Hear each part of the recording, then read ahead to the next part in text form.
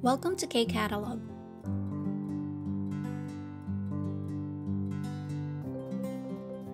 Level 3 Unit 4 Textbook, page 55, nasa 읽기 reading part na tayo. Number 1 instruction, 다음 표현을 보고 서로 관계가 있는 것을 연결해 보세요. So try daw nating i-match yung may connection sa bawat isa. Sabi dito, 표현을 보고. So tingnan daw po yung 표현. So ito din yan, no? Ibig sabihin po niyan is expression. And take note, yung nasa baba niya ay mga salita. Ayan, we have 가능하다, 개봉하다, and 훼손하다. So we have yung mga words. Ito yung mga ginagamit na salita to express yung binigay naman na 의미 or meaning dito sa left side. Tingnan natin example, 물건을 사용하지 못하게 하다. 물건, ibig sabihin yan is yung gamit or bagay, no? So something, tapos yung 사용하지 못하게 하다, unusable. Okay, hindi na siya magagamit. Something that is unusable. So ano yung tawag doon? Okay, nakadugtong siya kay 훼손하다. 훼손하다 means damage. So kapag yung isang bagay or gamit ay damage or sira na, malamang hindi na siya magagamit. Next, 다친 것을 드디어 열다. So take note yung pronunciation dito. 다친, hindi po dathin. Okay, again yung rule natin, diget, kapag ang kasunod ay hiyet, ang magiging tunog ay chiyet. That's why 다친. Ibig sabihin is close.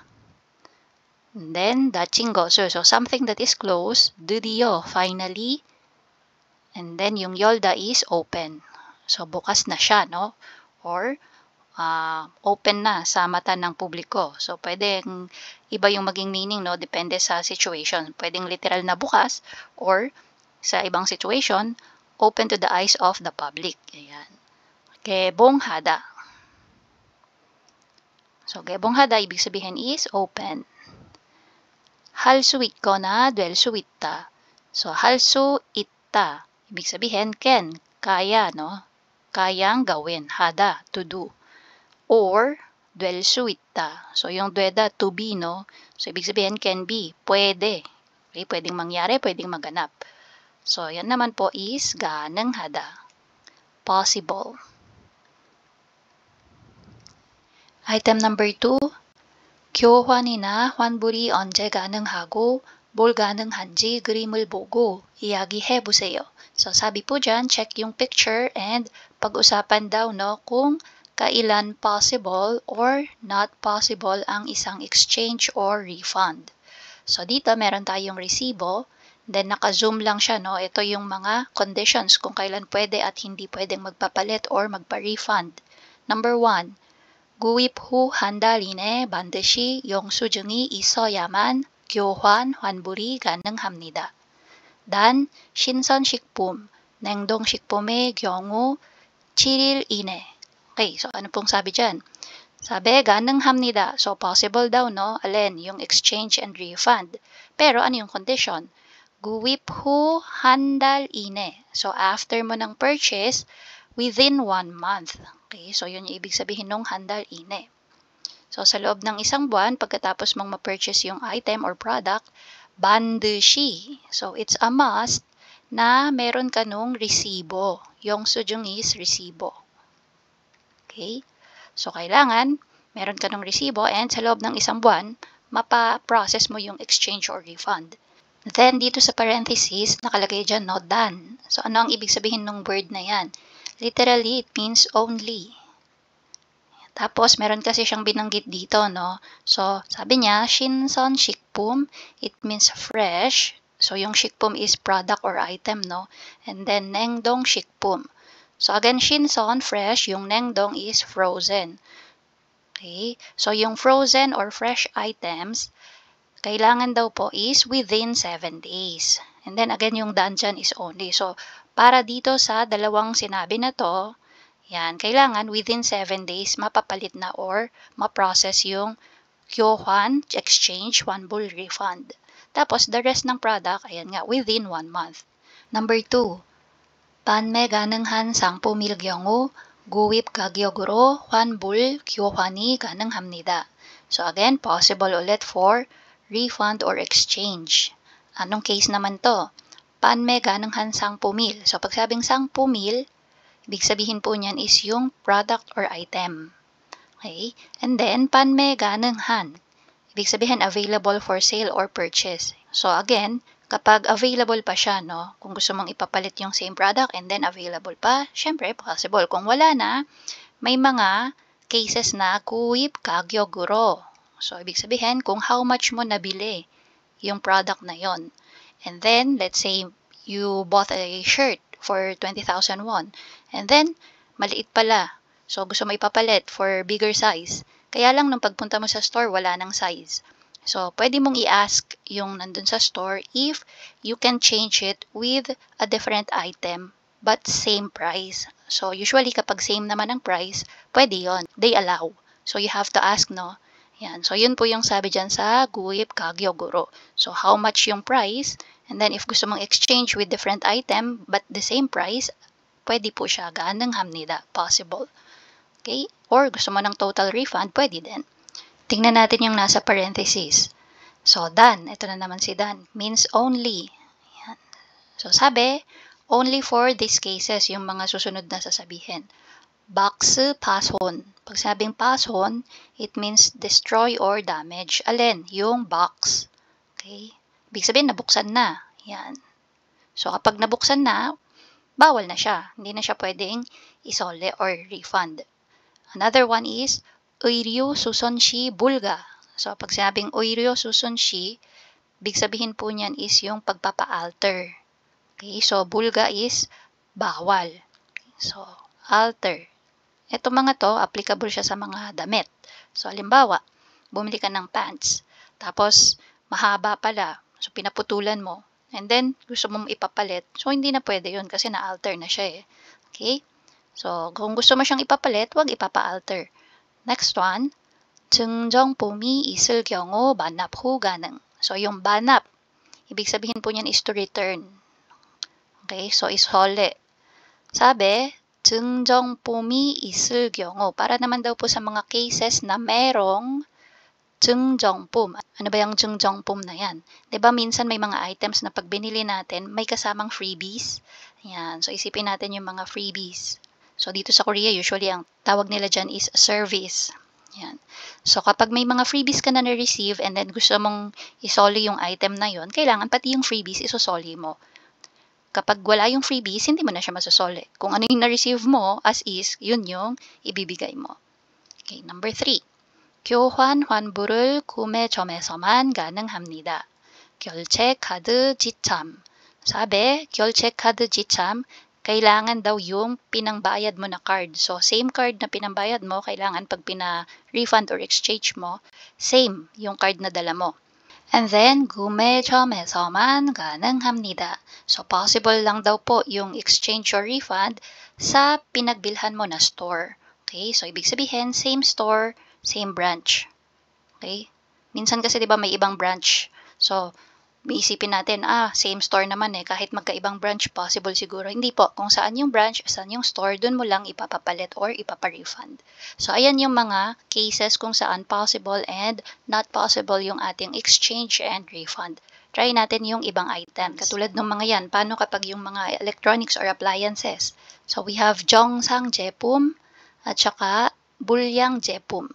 So, ano yung difference ng dalawa na yan? So, 정상, ibig sabihin normal or working, no? Yan. So, walang problem yung product mo. And then, dito sa bulyang, ito naman yung mga defective. Yan. May problem or issues. So, dito muna tayo sa mga working product. 박스 미개봉이 경우 1개월 이내 교환 환불이 가능합니다. So, possible daw po ang exchange or refund kapag yung box ay 미개봉.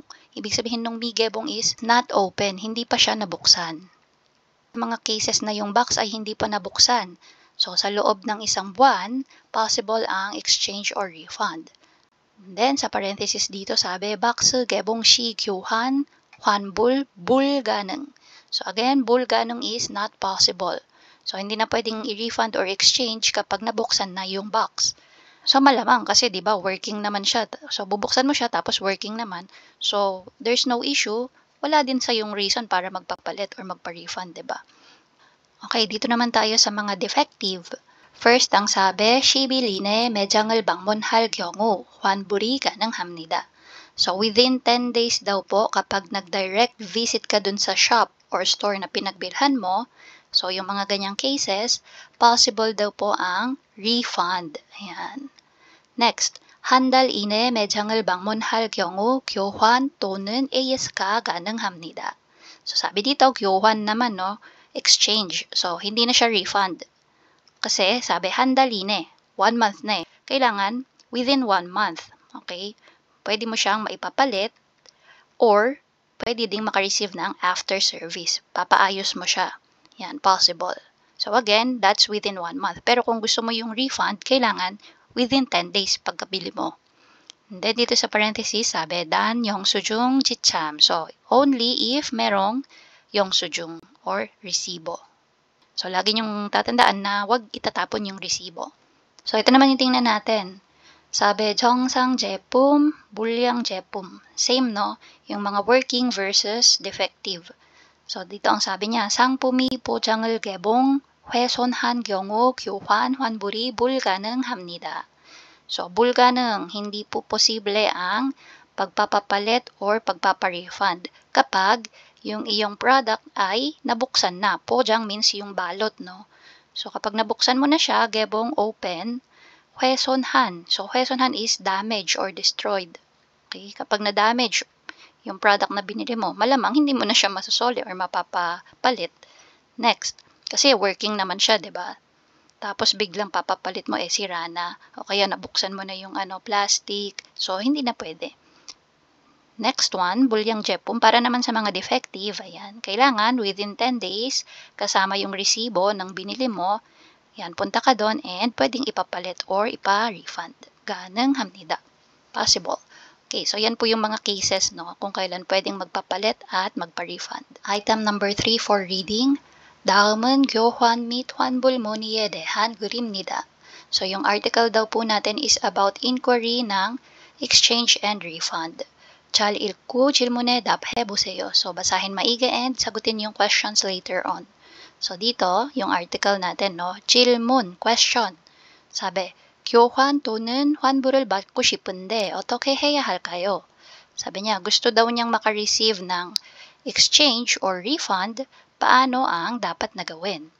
Tapos ito yung kwento niya, basahin natin. 3일 전 백화점 세일 기간에 청바지를 구입했습니다. Sabi niya, 3 days ago, sa department store naka-sale, so bumili daw siya ng jeans. Next, 매장에서 입었을 때는 괜찮았는데 집에 와서 다시 입어보니 사이즈가 좀 작은 것 같았습니다. Sabi niya, nung tinry daw niyang isukat dun sa store, okay naman daw. Kaya lang, nung umuwi na siya sa bahay at tinry niyang sukatin ulit, dun niya na-realize, sabi niya, I guess, the size is a bit small, na medyo maliit pala yung size. 'Di ba may mga ganong cases naman, iba yung feeling mo nung sinukat mo doon sa store, tapos pag uwi mo sa bahay kung kailang nabili mo na, doon mo marirealize na ay mali pala, masikip pala, or medyo maluwag pala. Yan, so ganun yung nangyari. Next, 그래서 다음 날 영수증을 가지고 매장에 가서 환불 요청을 했습니다. That's why the next day, dala yung aking resibo, nagpunta ako sa store at nag-request ako ng refund. Next, 하지만 환불을 받을 수 없다는 이야기를 들었습니다. Kaya lang, hindi ko na daw siya mapapa-refund. Yun yung sabi. Okay? So, 이야기를 들었습니다. Narinig daw niya. So, ibig sabihin, in-explain sa kanya na it cannot be refunded. Bakit kaya? 영수증의 세일 상품은 환불 불가. 교환은 3일 이내라는 안내가 있었기 때문입니다. Sabi niya, dun daw sa resibo, nakalagay daw, no, or may information kung saan sinasabi na yung mga naka-sale na items ay not possible for refund. And if you want to exchange it, you have to go there within 3 days. Dun sa store, balik ka. Yan. Kaya lang, di ba, based sa kwento niya, 3 days ago niyang binili, the next day pa siya nagpunta para magpapalit. So, pang 4th day niya nang pinuntahan yung store. Next one. 환불을 할 수 없으면 교환이라도 하고 싶었지만 교환도 할 수 없었습니다. So, sabi niya dito, if I cannot refund it, 교환이라도. So, even just for an exchange, okay, nung item, gusto niya sana magpapapalit na lang. Kaya lang, even that is not possible daw, no? 할 수 없었습니다. Bakit? Kasi nga, pang 4th day niya no? So, una, ang ni-request niya is 환불. Nag-request siya ng refund. Kaya lang, dahil nga, sabi dito, yung mga naka-sale item is bawal i-refund, and take note na binili niya yon on sale. Sale gigane. Okay, so bawal ang refund. And then, for exchange naman, within 3 days. Nagpunta siya the next day nung after 3 days na sinasabi niyang kwento. So, pang 4th day na niyang nagpunta. Kaya, hindi niya makukuha yung refund, hindi din niya makukuha yung exchange na service. So, sabi niya dito, 제가 교환 또는 환불을 받을 수 있는 방법이 있을까요? So, nagtatanong siya. So, sabi niya, is there a way for me to receive an exchange or refund? Check natin yung 답변. Ibig sabihin po niyan is sagot or answer. Sabi niya, 안녕하세요. 문의하신 내용에 답변 드립니다. So, nag-greet muna. Sabi niya, hello. And then sabi, I'm gonna give answer to your inquiry. 사배, 물건을 사신 후 보통 영수증을 가지고 한 달 이내로 오시면 교환 환불이 가능합니다.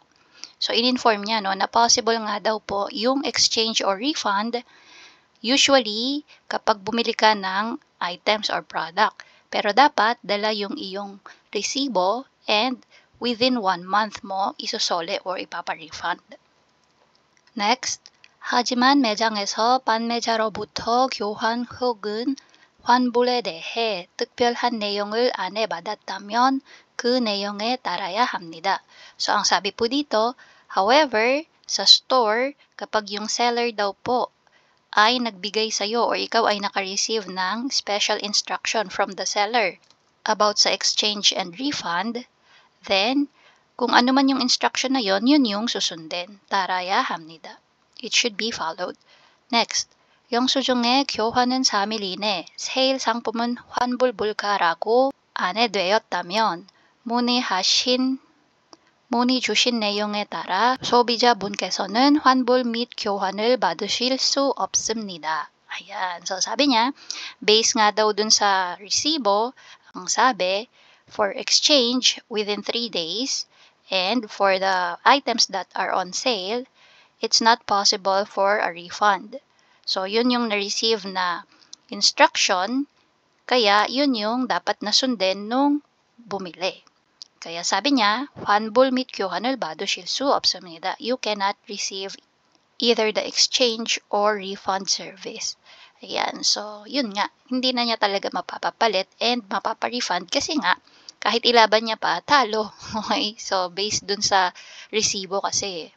So ito yung mga questions natin. Number 1, 이 사람은 무엇을 하고 싶습니까? So itong tao daw na to, ano ang gusto niyang gawin or mangyari? So yung nag-inquire, no? Ang gusto niya mangyari is either maka-receive ng exchange or refund. So, sabihin natin dyan, 교환, so ito yung exchange, 또는, so yung to dito or 또는 means or.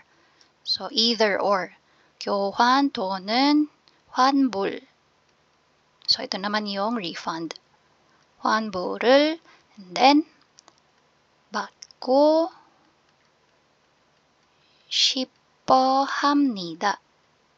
Bakit po 싶어합니다? Hindi ba dapat 싶습니다? So, if maalala nyo yung ating rule before, ano yung sabi ko? Kapag ikaw yung doer ng action or ikaw yung may gusto nung gagawin mo or mangyayari na gusto mo, 싶습니다. Pero kung ibang tao, sasabihin mo lang yung gustong gawin or mangyari nung ibang tao, that time, 싶어합니다 or 싶어해요. Okay? So, that's why 싶어합니다 po yan. Number 2, 이 사람은 교환 환불을 받을 수 있습니까? So, makaka-receive daw po ba ng exchange or refund yung taong to? And then, 그 이유는 무엇입니까? Ano daw yung reason kung bakit? So, di ba hindi siya makaka-receive? So, bakit? Ano yung reason? Kasi nga, may ibang instruction na nakalagay dun sa resibo. Kaya, important din talaga na chine-check natin yung resibo.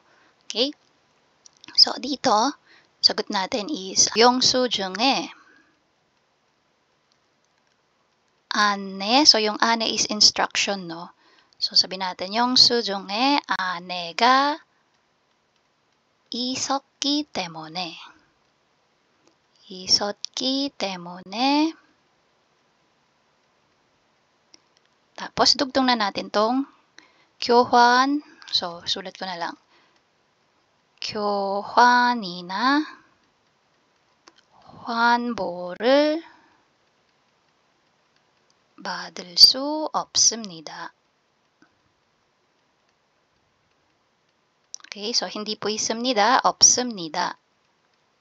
Again, ibig sabihin lang nito, because may nakalagay na instruction about sa exchange and refund dun sa kanyang resibo, kung ano yung nakasulat doon or nakalagay doon, yun yung ifa-follow. That's why hindi niya marireceive. Question number 3. 다음 사람 중 교환 환불을 할 수 있는 사람은 누구입니까? So, sabi, 누구, sino daw? Dito sa mga tao na to. So, binigyan tayo ng 4 na pangalan, no? So, sino sa 4 na yan yung pwedeng magpa-exchange or refund? Okay, 할 수 있는 사람. So, per person, may case sila, no? Check natin kung sino ang possible ang refund or exchange. So, dito muna tayo kay Angela. 사배 커피 기계를 사고 한 번 사용했지만 불편해서 다른 회사 기계로 교환을 하고 싶다. Sabi niya, bumili daw siya ng coffee machine. Binili niya and ginamit niya ng isang beses. Kaya lang, 불편해서, so inconvenient. So may something sa paggamit niya, siguro hindi niya masyadong bet yung system. Okay, so 다른 회사. So ibang company. 다른 회사 기계로.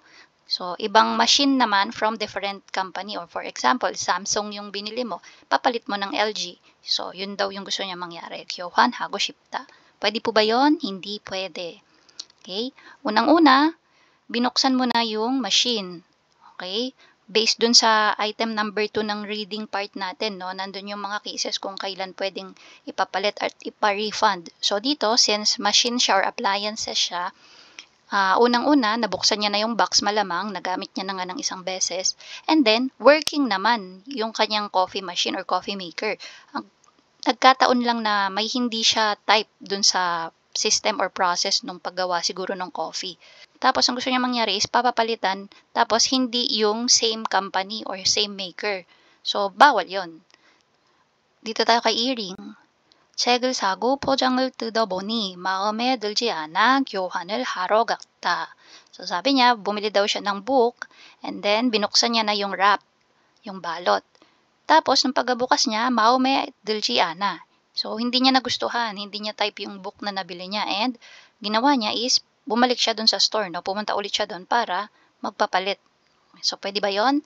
Bawal. Bakit? Binuksan mo na eh. Okay? Sabi kanina dun sa item number 2 natin, no? Kapag binuksan mo na yung balot, hindi na yan pwedeng ipapalit.